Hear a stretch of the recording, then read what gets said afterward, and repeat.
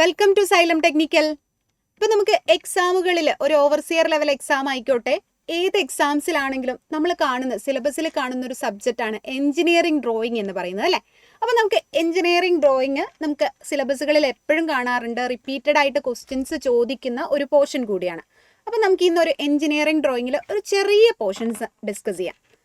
First of all നിങ്ങൾക്കറിയാം, നമുക്ക് drawing എന്ന് പറയുന്ന സമയത്ത് നമ്മൾ എന്താ പേപ്പറിൽ ഡ്രാഫ്റ്റിംഗ് ആണ് ചെയ്യാറല്ലേ? നമ്മൾ കോളേജിലൊക്കെ ചെയ്തിട്ടുണ്ടാകും. ഡ്രോയിങ് നമ്മൾ ഏതാണോ ഒരു ഡ്രാഫ്റ്റിംഗ് ഷീറ്റ് എന്ന് വെച്ചാൽ ആ ഒരു ഷീറ്റിലേക്ക് നമ്മൾ ഡ്രാഫ്റ്റിംഗ് മെഷീൻസ് ഒക്കെ യൂസ് ചെയ്തിട്ട് വരക്കുകയാണ് ചെയ്യുന്നത്. അപ്പം നമുക്ക് ഇവിടെ കുറേ ഇൻസ്ട്രുമെന്റ്സ് യൂസ് ചെയ്യേണ്ടതായിട്ടുണ്ട്. അതാണ് നമുക്ക് ഗ്രാഫിക്കൽ ഇൻസ്ട്രുമെന്റ്സ് ആൻഡ് യൂസസ് എന്ന് പറഞ്ഞിട്ട് ഏതൊക്കെ ഗ്രാഫിക്കൽ ഇൻസ്ട്രുമെന്റ് ആണ് യൂസ് ചെയ്യുന്നത് അത് നമുക്ക് നോക്കാം. അതിൽ ഫസ്റ്റ് സെറ്റ് ആയിട്ടുള്ള ഡ്രോയിങ് ഷീറ്റിനെ പറ്റിയിട്ടാണ് നമ്മൾ എന്ന് പറയുന്നത്.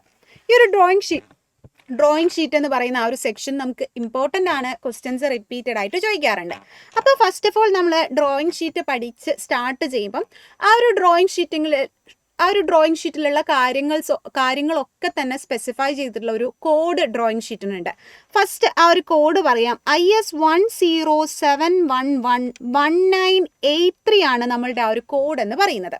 IS 1071111983. ആ ഒരു കോഡിന് 2001 ഒരു റിവിഷൻ നടന്നായിരുന്നു. അപ്പം നമുക്ക് അതുകൂടെ എഴുതാം. IS 107111 2001. ആ ഒരു 2001 ഒരു ചെറിയ റിവിഷൻ നടന്നായിരുന്നു. സോ അതുകൂടെ നമുക്ക് ആഡ് ചെയ്യാം. ദെൻ നമ്മൾ ആ ഒരു ഡ്രോയിങ് ഷീറ്റ് ഇനി എങ്ങനെയാണ് ഉണ്ടാക്കിയിട്ടുള്ളത്, അതിനനുസരിച്ച് 2 ടൈപ്പ് ഡ്രോയിങ് ഷീറ്റ് ഉണ്ട്. First types of drawing sheet. Types of drawing sheet എന്ന് ചോദിച്ചാൽ 2 ടൈപ്പിൽ നമുക്ക് മേക്ക് ചെയ്യാം. ഒന്ന് ഹാൻഡ് മെയ്ഡ് ആയിട്ട് ഉണ്ടാക്കാം, അതേപോലെ തന്നെ മെഷീൻ മെയ്ഡും ഉണ്ട്. First of all hand made എന്ന് പറയുന്ന സമയത്ത് നമുക്ക് ആ ഒരു ഡ്രോയിങ് ഷീറ്റ് നോക്കി കണ്ടു കഴിഞ്ഞാൽ തന്നെ ഒരു കുറച്ച് റഫ് ആയിട്ടുള്ള സർഫസ് ആയിരിക്കും. ഒരു ഹാൻഡ് മെയ്ഡ് ഒരു പെയിൽ ഇൻ കളേഴ്സ് ആയിരിക്കും, ആ ഒരു ബ്രൈറ്റ് കളേഴ്സ്, അതായത് നമുക്ക് ആ ഒരു പെയിൽ കളേഴ്സിലാണ് കാണുന്നത്. പിന്നെയുള്ളതാണ് നമ്മളുടെ മെഷീൻ മെയ്ഡ് ആയിട്ടുള്ള മിൽ മെയ്ഡ് ഡ്രോയിങ് ഷീറ്റ്. അതാകുമ്പോൾ പെർഫെക്റ്റ് ആയിരിക്കും. നമുക്ക് ആ ഒരു ഡ്രോയിങ് ഷീറ്റിൻ്റെ കാണുമ്പോൾ തന്നെ പ്ലെയിൻ ആയിരിക്കും, സ്മൂത്ത് ആയിരിക്കും ആൻഡ് പെർഫെക്റ്റ് ആയിരിക്കും. അപ്പോൾ നമുക്ക് ആ ഒരു കൺസ്ട്രക്ഷൻ ടൈപ്പിനനുസരിച്ച് 2 ടൈപ്പാണ് നമ്മളെ ഡ്രോയിങ് ഷീറ്റ് ഉള്ളത്. എഗെയിൻ അതിന് ശേഷം നമുക്ക് ഡ്രോയിങ് ഷീറ്റ് എന്ന് പറയുന്ന സമയത്ത് നിങ്ങൾക്ക് തന്നെ അറിയാം, നമ്മൾ കോളേജിൽ ചിലപ്പം A4, A3, A5 എന്ന് പറഞ്ഞ് ഡിഫറെൻറ്റ് സൈസിൽ നമ്മൾ ഡ്രോയിങ് ഷീറ്റുകളുണ്ട്. അപ്പോൾ ആ ഓരോ സൈസും നമുക്ക് ഇമ്പോർട്ടൻ്റ് ആണ്, എക്സാംസിന് എപ്പോഴും ചോദിക്കാറുണ്ട്. അപ്പോൾ ഈ ഒരു ടേബിൾ എന്തായാലും നമ്മൾ പഠിച്ചിരിക്കേണ്ടതാണ്. ഇനി നമുക്ക് അടുത്തത് ആ ഒരു ടേബിളാണ് നമ്മൾ നോക്കാൻ വേണ്ടി പോകുന്നത്. ഫസ്റ്റ് ഓഫ് ഓൾ നമുക്ക് ആ ഒരു ടേബിളിൻ്റെ സ്റ്റാർട്ടിങ്ങിൽ നമുക്ക് നോക്കാം. A0 തൊട്ട് A5 വരെയാണ് ആ ഒരു ഡ്രോയിങ് ഷീറ്റിൻ്റെ സൈസിനെ നമ്മൾ ഡെസിഗ്നേറ്റ് ചെയ്യുന്നത്. A0 മുതൽ A5 വരെ. അപ്പം നമുക്ക് പഠിക്കാനുള്ള എളുപ്പത്തിന് വേണ്ടിയിട്ട് ആ ഒരു ടേബിൾ കംപ്ലീറ്റ് നമുക്ക് എന്തായാലും പഠിക്കണം. അപ്പോൾ ആ ഒരു എളുപ്പത്തിന് വേണ്ടി ഞാൻ സ്റ്റാർട്ട് ചെയ്യുന്നത് A4 സൈസ് എന്നാണ്. സപ്പോൾ ഞാൻ A4 സൈസ് എന്നാണ് സ്റ്റാർട്ട് ചെയ്യുന്നത്. പിന്നെ നമുക്ക് ഈ ഒരു ഡ്രോയിങ് ഷീറ്റിൽ ട്രിംഡ് സൈസും ഉണ്ട്, അൺട്രിംഡ് സൈസും ഉണ്ട്. അപ്പോൾ നിങ്ങൾക്ക് കൺഫ്യൂഷൻ വരും, എന്താണ് ട്രിംഡ് സൈസ് ഓർ അൺട്രിംഡ് സൈസ് എന്നല്ലേ? അതായത് നമ്മളിപ്പോൾ ഒരു ഡ്രോയിങ് ഷീറ്റ് ഒരു ഹാൻഡ് മെയ്ഡോ മിൽ മെയ്ഡോ ആയിക്കോട്ടെ, കൈ കിട്ടുന്ന സമയത്ത് അതിൻ്റെ എഡ്ജസ് ഒന്നും കറക്റ്റ് ആയിരിക്കില്ല, പെർഫെക്റ്റ് ആയിരിക്കില്ല. അപ്പം നമ്മൾ എന്ത് ചെയ്യും, അതിനെ കറക്റ്റ് ചെയ്യാൻ വേണ്ടിയിട്ട് നമ്മൾ കട്ട് ചെയ്ത് ഒരു പെർഫെക്റ്റ് ഷേപ്പിലേക്ക് മാറ്റിയെടുക്കും. ഇതേമാതിരി കട്ട് ചെയ്യും. അപ്പം കട്ട് ചെയ്യാതിരുന്നപ്പോഴുള്ള എൻ്റെ സൈസിനെയാണ് അൺട്രിംഡ് സൈസ് എന്ന് വിളിക്കുന്നത്. അൺട്രിംഡ് സൈസ്. കട്ട് ചെയ്തതിന് ശേഷമുള്ള എൻ്റെ സൈസിനെയാണ് ട്രിംഡ് സൈസ് എന്ന് വിളിക്കുന്നത്. ട്രിംഡ് സൈസാണ്. അതാണ് ആ ഒരു അൺട്രിംഡ് സൈസും ട്രിംഡ് സൈസും തമ്മിലുള്ള മെയിൻ ആയിട്ടുള്ള ഒരു ഡിഫറൻസ് എന്ന് പറയുന്നത്. അപ്പം നിങ്ങൾക്ക് തന്നെ ആലോചിച്ചാൽ അറിയാം, എന്തായാലും കട്ട് ചെയ്യുന്നതിന് മുന്നേ ആയിരിക്കും ആ ഒരു സൈസ് കൂടുതലായിട്ടുണ്ടാവുക. അപ്പോൾ എൻ്റെ അൺട്രിംഡ് സൈസ് ആയിരിക്കും എപ്പോഴും കൂടുതലായിട്ടുണ്ടാവുക കമ്പയർഡ് ടു ട്രിംഡ് സൈസിനെ കമ്പയർ ചെയ്യുമ്പോൾ. ക്ലിയർ അല്ലേ? അപ്പം നമുക്ക് ഇനി ആ ഒരു സൈസ് പഠിക്കുക അല്ലേ? സൈസ് പഠിക്കുമ്പോൾ സ്റ്റാർട്ടിങ് A4 വെച്ചിട്ടാണ് ഞാൻ സ്റ്റാർട്ട് ചെയ്യുന്നത്. A4 വെച്ച് സ്റ്റാർട്ട് ചെയ്യുന്ന സമയത്ത് ആ ഒരു ഫസ്റ്റ് ഓഫ് ഓൾ A4ൻ്റെ സൈസ് അവിടെ ബൈ ഹാർട്ട് ചെയ്യാം. 210, 297. 210, 297. അതിനുശേഷം ഞാൻ എന്ത് ചെയ്യുന്നു എന്ന് വെച്ചാൽ എൻ്റെ ഫസ്റ്റ് സെക്ഷൻ നെക്സ്റ്റ് എൻ്റെ സൈസ് ഏതാണ്? A3ക്ക് കറസ്പോണ്ടിങ് ആയിട്ടാണ്. A3ൻ്റെ സൈസ് എനിക്ക് കാൽക്കുലേറ്റ് ചെയ്യാൻ വേണ്ടിയിട്ട് ഞാൻ എൻ്റെ ഫസ്റ്റ് A3 സൈസ് A4ൻ്റെ അതേ വാല്യൂ 297 എന്നുള്ള ഈ ഒരു വാല്യൂ തന്നെ എടുത്തെഴുതുന്നു. 297. ഈ ഒരു 297 അതേപോലെ തന്നെ എടുത്തെഴുതുന്നു. അതിനുശേഷം ഈ ഒരു 210നെ 2 കൊണ്ട് മൾട്ടിപ്ലൈ ചെയ്തതിന് ശേഷം 210നെ 2 കൊണ്ട് മൾട്ടിപ്ലൈ ചെയ്ത് 420 എന്ന് എഴുതും. അങ്ങനെ എനിക്ക് A3 സൈസ് കിട്ടി. അടുത്തതായിട്ട് എനിക്ക് A2 സൈസ് ആയിരുന്നു കിട്ടേണ്ടത്. A2 സൈസ് കിട്ടാൻ വേണ്ടി 420നെ അതേപോലെ തന്നെ എടുത്തെഴുതുന്നു. ദെൻ 297നെ 2 കൊണ്ട് മൾട്ടിപ്ലൈ ചെയ്ത് 594 എന്ന് പറയുന്ന വാല്യൂ എഴുതുന്നു. അഗെയിൻ അതിനുശേഷം 594 അതേപോലെ തന്നെ എഴുതുന്നു. ദെൻ 420നെ 2 കൊണ്ട് മൾട്ടിപ്ലൈ ചെയ്ത് കഴിഞ്ഞാൽ 840 കിട്ടുക. ആ ഒരു 840ൻ്റെ കൂടി +1 കൂടി ആഡ് ചെയ്ത് 841 എന്ന് പറയുന്ന വാല്യൂ എഴുതുന്നു. അതിനുശേഷം 841 അതേമാതിരി എഴുതി. അടുത്തത് 594നെ 2 കൊണ്ട് മൾട്ടിപ്ലൈ ചെയ്ത് കഴിഞ്ഞാൽ നമുക്ക് 1188 ആയിരിക്കും കിട്ടുക. അതിൻ്റെ കൂടി +1 കൂടെ ആഡ് ചെയ്ത് 1189 എഴുതുന്നു. അതായത് നമുക്ക് പറയുകയാണെങ്കിൽ A0 മുതൽ A5 വരെയുള്ള വാല്യൂ നമ്മളെ കയ്യിലായി. ഇനി അടുത്തതായിട്ട് താഴോട്ടേക്ക് വരുന്നു. താഴോട്ടേക്ക് നമുക്ക് എഗെയിൻ വാല്യൂസ് ഉണ്ട്. A5 ഉണ്ട് അല്ലേ? അപ്പോൾ A5 കണ്ടുപിടിക്കാൻ വേണ്ടിയിട്ട് എൻ്റെ സെക്കൻഡ് പോയിന്റിലേക്ക് ഞാൻ A4ൻ്റെ ഫസ്റ്റ് വാല്യൂവിനെ എടുത്തെഴുതുന്നു 210. ദെൻ 297നെ 2 കൊണ്ട് ഡിവൈഡ് ചെയ്തപ്പോൾ എനിക്ക് കിട്ടി 148.5 ആണ്. അപ്പോൾ ആ ഒരു 0.5 കളഞ്ഞ് 148 എന്ന് പറയുന്ന വാല്യൂ ഞാൻ എഴുതുന്നു. ഇങ്ങനെ അങ്ങോട്ടും ഇങ്ങോട്ടും മാറ്റിക്കഴിഞ്ഞാൽ നമുക്ക് ഈ ഒരു സൈസ് ഓഫ് വാല്യൂസ് എല്ലാം തന്നെ പഠിക്കാം. ക്ലിയർ അല്ലേ? ആ ഒരു ട്രിംഡ് സൈസ് നിങ്ങളെ കയ്യിലായില്ലേ? ഇനി അടുത്തതാണ് അൺട്രിംഡ് സൈസ് എന്ന് പറയുന്നത്. ഈ ഒരു അൺട്രിംഡ് സൈസ് പഠിക്കാൻ വേണ്ടിയിട്ട് ഞാൻ എന്ത് ചെയ്യുന്നു? എൻ്റെ A4 സൈസിൻ്റെ കൂടെ നമുക്ക് അറിയാം എന്താണ് അൺട്രിംഡ് സൈസ് എപ്പോഴും ട്രിംഡ് സൈസിനേക്കാളും കൂടുതലായിരിക്കും. അപ്പോൾ അതിന് വേണ്ടിയിട്ട് ഞാൻ എന്ത് ചെയ്യുന്നു? എൻ്റെ 210ൻ്റെ കൂടെ 30 ആഡ് ചെയ്തിട്ട് 240 എന്ന് പറയുന്ന ഒരു വാല്യൂയും 297ൻ്റെ കൂടെ 30 ആഡ് ചെയ്ത് കഴിഞ്ഞാൽ 327 ആണ്. അതിനെ റൗണ്ട് ചെയ്ത് ഞാൻ 330 ആക്കി. അങ്ങനെ എൻ്റെ അൺട്രിംഡ് സൈസ് ഓഫ് A4 അതാണ്. അതിനുശേഷം ഇതേ 330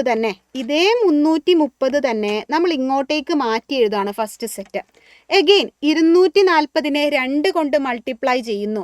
അപ്പോൾ നമുക്ക് എത്രയാടോ കിട്ടുക? 240 ഇൻറ്റു 2 ചെയ്ത് കഴിഞ്ഞാൽ നമുക്ക് എത്ര കിട്ടും? 480 എന്ന് കിട്ടും. അതിന് ഒന്നുകൂടെ ഞാനൊരു സ്പെസിഫൈ ചെയ്ത് റൗണ്ട് ചെയ്ത് 450ലേക്ക് മാറ്റുന്നു. എഗെയിൻ 450 അങ്ങനെ തന്നെ എഴുതി. 330നെ 2 കൊണ്ട് മൾട്ടിപ്ലൈ ചെയ്തപ്പോൾ എനിക്ക് 660 കിട്ടിയായിരുന്നു. എഗെയിൻ ഞാൻ അതിനൊരു പെർഫെക്റ്റ് 25ൻ്റെ സ്ക്വയർ ആക്കിയിട്ട് 625 എന്ന് പറയുന്ന വാല്യൂസിലേക്ക് എഴുതുന്നു. എഗെയിൻ 625 അങ്ങനെ തന്നെ എഴുതി. 450 നമുക്ക് എന്തായിരുന്നു? 900 ആണ് കിട്ടുന്നത്. അത് 880ലേക്ക് മാറ്റി. 880 എഗെയിൻ എഴുതി. 625നെ 2 കൊണ്ട് മൾട്ടിപ്ലൈ ചെയ്തതിന് ശേഷം നമുക്ക് 1250 ആയിരുന്നു.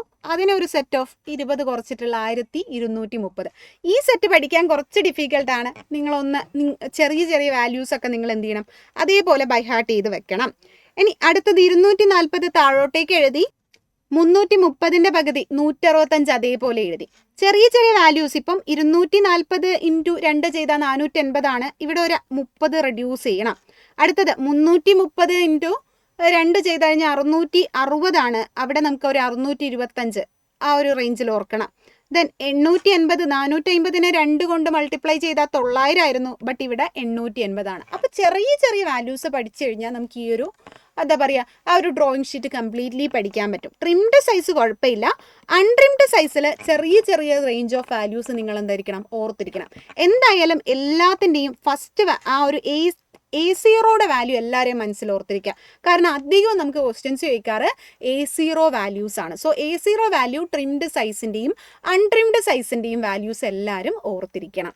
അപ്പം ഇതേമാതിരി നിങ്ങൾക്ക് ഒരു മെക്കാനിക്കൽ എഞ്ചിനീയറിംഗ് കഴിഞ്ഞവർക്ക് അപ്ലൈ ചെയ്യാൻ പറ്റുന്ന ഒരു പോസ്റ്റാണ് workshop instructor in mechanical engineering എന്ന് പറയുന്ന ആ ഒരു പോസ്റ്റിലേക്ക്. നല്ലൊരു പോസ്റ്റാണ്. ഒരു ഡിപ്ലോമ ക്വാളിഫയർക്ക് എത്താൻ പറ്റുന്നതിലും ഏറ്റവും ബെറ്റർ ആയിട്ടുള്ള ഒരു പോസ്റ്റാണ് workshop instructor in mechanical engineering.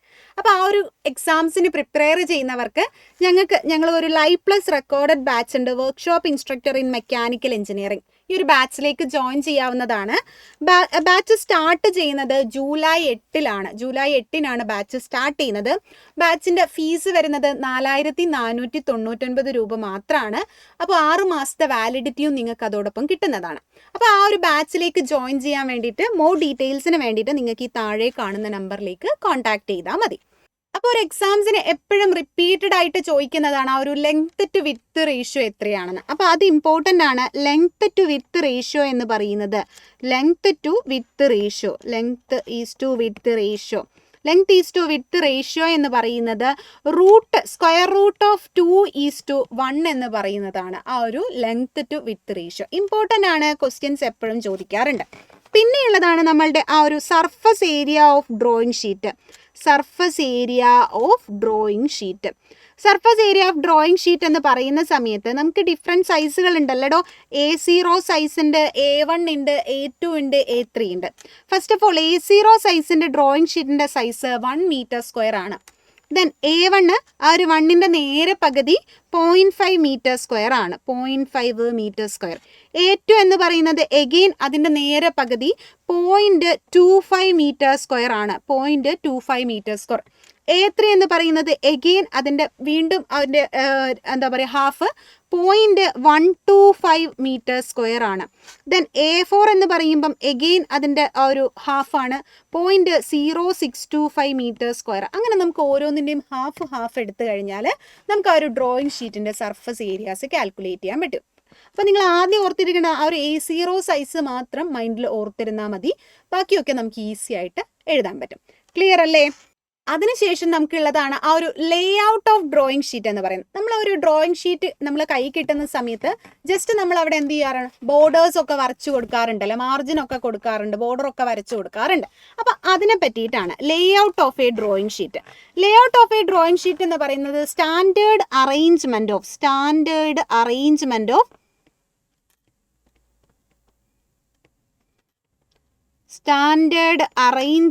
Of margin, border and title block etcetera. ആ ഒരു ടൈറ്റിൽ ബ്ലോക്കിൻ്റെയും അതേപോലെ തന്നെ മാർജിൻസിൻ്റെയും സ്റ്റാൻഡേർഡ്സിൻ്റെ ഒക്കെ മാർജിൻസിൻ്റെയും ബോർഡേഴ്സിൻ്റെ ഒക്കെ ഒരു സ്റ്റാൻഡേർഡ് ആയിട്ടുള്ള അറേഞ്ച്മെൻ്റ് ആണ്. അപ്പോൾ ഫസ്റ്റ് ഓഫ് ഓൾ നമുക്കൊരു പേപ്പർ കിട്ടിക്കഴിഞ്ഞാൽ ഇതേമാതിരി ആയിരിക്കും എൻ്റെ പേപ്പർ ഉണ്ടാവുക. ജസ്റ്റ് മാനുഫാക്ചർ ചെയ്ത് അപ്പം തന്നെ കിട്ടിയതാണെങ്കിൽ അതെന്ത് ചെയ്തു, നമ്മൾ അൺട്രിംഡ് സൈസ് ഒരു ട്രിംഡ് സൈസിലേക്കൊന്നും മാറ്റിയിട്ടുണ്ടാവില്ല. അപ്പം ഞാൻ എന്ത് ചെയ്യുന്നു, ആ ഒരു അൺട്രിംഡ് സൈസിലാണ് എൻ്റെ പേപ്പർ ഉള്ളത്, അപ്പോൾ അതിനെ ഞാൻ എന്ത് ചെയ്യുമോ, കട്ട് ചെയ്തിട്ട് ഇതേമാതിരി കട്ട് ചെയ്ത് അതിനെ ഞാൻ ട്രിംഡ് സൈസ് ആ ഒരു പെർഫെക്റ്റ് എഡ്ജിലേക്ക് മാറ്റിയെടുക്കും. അങ്ങനെ എൻ്റെ പേപ്പർ എന്തായി, ട്രിംഡ് സൈസിലേക്ക് മാറി. അഗെയിൻ ആ ഒരു ട്രിംഡ് സൈസ് കിട്ടിക്കഴിഞ്ഞു കഴിഞ്ഞാൽ ഞാൻ എന്ത് ചെയ്യും, നമ്മൾ പേപ്പറിൽ നിങ്ങൾ പണ്ടൊക്കെ സ്കൂളിലൊക്കെ നമുക്ക് എന്ത് ചെയ്യും, നമ്മൾ ബോർഡേഴ്സ് വരക്കാറുണ്ട് അല്ലേ, ആ ഒരു ബോർഡർ നമ്മൾ വരക്കും. ഇതേമാതിരി നമ്മൾ ബോർഡർ വരക്കും. ബോർഡർ വരച്ചതിന് ശേഷം നമ്മൾ ഡ്രോയിങ് ഷീറ്റിൽ എന്താണോ ചെയ്യാറ്, താഴെ ഒരു ടൈറ്റിൽ ബ്ലോക്ക് കൊടുക്കാറുണ്ട്. ടൈറ്റിൽ ബ്ലോക്ക് എന്താണ്, നമ്മൾ ആരാണ് വരച്ചത്, അവരുടെ പേര്, ഏത് ഡയമെൻഷൻസ് ആണ് നമ്മൾ യൂസ് ചെയ്തത്, അങ്ങനെയുള്ള ഏത് പ്രൊജക്ഷൻസ് ആണ് കൊടുത്തിട്ടുള്ളത്, ഡീറ്റെയിൽസ് ഒക്കെ കൊടുക്കുന്നതാണ് ആ ഒരു ടൈറ്റിൽ ബ്ലോക്ക് എന്ന് പറയുന്നത്. അപ്പോൾ എൻ്റെ അൺട്രിംഡ് സൈസിൽ നിന്ന് ട്രിംഡ് സൈസിലേക്ക് മാറ്റാൻ വേണ്ടി ഞാൻ ഇവിടെ വരച്ചത് എന്താണ്, മാർജിൻ ആണ് കേട്ടോ. മാർജിൻ അൺട്രിംഡ് സൈസിൽ നിന്ന് ട്രിംഡ് സൈസിലേക്ക് കൺവേർട്ട് ചെയ്യാൻ വേണ്ടിയിട്ട് ഞാൻ ഇവിടെ മാർജിൻസ് വരച്ചിട്ടുണ്ട്. മാർജിന് ശേഷം ഞാൻ എന്ത് ചെയ്തു, ബോർഡർ വരച്ചു. പിന്നെ അതിനുശേഷം ഞാനൊരു ടൈറ്റിൽ ബ്ലോക്കുമാണ് നമ്മളൊരു എന്താ പറയുക ഡ്രോയിങ് ഷീറ്റിൽ കൊടുക്കുന്നത്. അപ്പോൾ ആ ഒരു ഡെഫിനീഷൻസ് ഓരോന്നും നോക്കാം. ഫസ്റ്റ് ഡെഫിനീഷൻ, ആ ഒരു ലേ ഔട്ടിൽ വരുന്ന ഫസ്റ്റ് ഡെഫിനീഷനാണ് മാർജിൻ എന്ന് പറയുന്നത്. എന്താണ് ഒരു മാർജിൻ? മാർജിൻ എന്ന് പറയുന്നത് convert untrimmed size to trimmed size. untrimmed size to trimmed സൈസിലേക്ക് കൺവേർട്ട് ചെയ്യുന്നത് മാർജിൻസ് ആണ്. untrimmed size to trimmed size. trimmed സൈസിലേക്ക് കൺവേർട്ട് ചെയ്യുന്നത് മാർജിൻസ് ആണ്. ഓക്കെ അല്ലേ? ഇനി അടുത്തതായിട്ട് നമുക്കുള്ളതാണ് ബോർഡർ എന്ന് പറയുന്നത്. ബോർഡർ എന്താണ് ബോർഡർ എന്ന് വെച്ച് കഴിഞ്ഞാൽ നമ്മൾ ഒരു പേപ്പറിൻ്റെ ചില സമയത്ത് ലെഫ്റ്റ് പോർഷനിൽ ഓക്കെ നമ്മൾ കുറച്ച് സ്പേസ് ആ ഒരു റെക്റ്റാങ്കുലർ ആയിട്ടുള്ള സ്പേസ് കൊടുക്കാറുണ്ട് അല്ലേ. അപ്പോൾ അവിടെ നമ്മൾ ആ ഒരു ബോർഡേഴ്സ് വരക്കാറുണ്ട്. ആ ഒരു ബോർഡേഴ്സിൻ്റെ ആ ഒരു എന്താ പറയുക സൈസാണ് ഇമ്പോർട്ടൻ്റ്. ഒരു A0 ഓർ A1 ഷീറ്റ് ആണെങ്കിൽ A0 ആൻഡ് A1 ഷീറ്റ് ആണെങ്കിൽ നമ്മൾ ആ ഒരു ലെഫ്റ്റ് സൈഡിൽ 20 mm ആണ് കൊടുക്കാറ്. 20 mm ആണ് കൊടുക്കാറ്. ദെൻ A2 അതേപോലെ തന്നെ A3 A4 A5 ആണെങ്കിൽ നമ്മൾ ആ ഒരു ബോർഡേഴ്സ് ലെഫ്റ്റ് സൈഡിൽ 10 mm ആണ് കൊടുക്കുന്നത്. ലെഫ്റ്റ് ഹാൻഡ് സൈഡ് ബാക്കിയൊക്കെ റിമൈനിങ് ഒക്കെ ഈക്വൽ ആയിട്ടാണ് കൊടുക്കാറ്. അതാണ് ആ ഒരു ബോർഡർ സൈസ് എന്ന് പറയുന്നത്. ഇത് ക്വസ്റ്റ്യൻസ് ചോദിക്കാറുണ്ട്. A0 ആൻഡ് A1 സൈസിൽ 20 mm ആണ്, റിമൈനിങ് ആയിട്ടുള്ളതിൽ 10 mm ആണ്, ഇമ്പോർട്ടൻ്റ് ആണ്. ദെൻ അതിനുശേഷമാണ് നമുക്ക് ആ ഒരു ടൈറ്റിൽ ബ്ലോക്ക് എന്ന് പറയുന്നത്. നമുക്കറിയാം നമ്മളുടെ ഡീറ്റെയിൽസുകളൊക്കെ എൻ്റർ ചെയ്തിട്ടുള്ളതായിരിക്കും ടൈറ്റിൽ ബ്ലോക്ക്. ആ ഒരു ടൈറ്റിൽ ബ്ലോക്കിനെ നമുക്ക് പറയാം index of a drawing sheet. ആ ഒരു ഡ്രോയിങ് ഷീറ്റിൻ്റെ ഇൻഡെക്സ് ആണ് index of a drawing sheet. Index of a drawing ഷീറ്റിനെയാണ് നമ്മൾ എന്ത് പറയുന്നത്, ടൈറ്റിൽ ബ്ലോക്ക് എന്ന് പറയുന്നത്. എവിടെയാണ് ഉണ്ടാവുക? Placed on the bottom right hand side ആണ്. ബോട്ടം റൈറ്റ് ഹാൻഡ് സൈഡിലാണ് നമ്മൾ എന്ത് കൊടുക്കുന്നത്, ആ ഒരു ഇൻഡെക്സ് ബ്ലോക്ക് അല്ലെങ്കിൽ ടൈറ്റിൽ ബ്ലോക്ക് കൊടുക്കുന്നത്. Bottom right hand side. എന്തൊക്കെയായിരിക്കും നമ്മളുടെ ഒരു ടൈറ്റിൽ ബ്ലോക്കിൽ കൊടുത്തിട്ടുള്ളതെന്ന് ചോദിച്ചാൽ name of the organisation, details of organisation കൊടുക്കാം. Details of